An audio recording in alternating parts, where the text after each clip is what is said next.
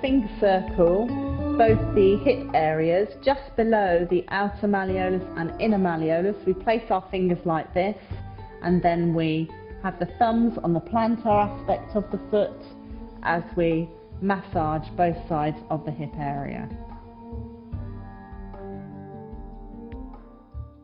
We're now ready to spiral up and down the legs. So what we do is we work up and then we spiral down. We glide up and then spiral down. So we're gliding up with the heel of the hand and then using the knuckles to rotate over the outer and inner leg. So gliding up with the heel and then spiraling down on the outside of the tibia. Again, done about 10 times.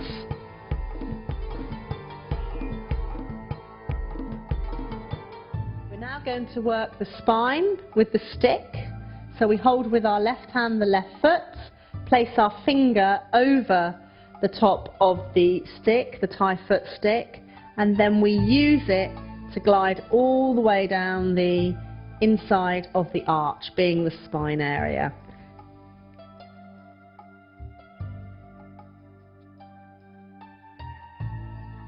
We're now going to work the nose area, which is found here on the client's foot. So again, we support the foot, we place the stick on the nose area, and then by raising the elbow, we hold it there for about 10 seconds, lower the elbow, which releases the pressure, and then we let go.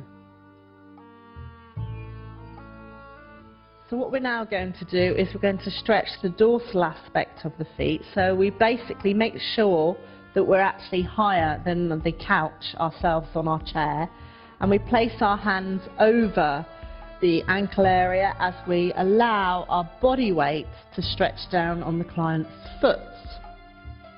We lift the hands up, then place it over the ankle, and then we stretch down. Again, a few palpitations, and then finally our hands are going to go over the toes as we push down. Again, a few palpitations.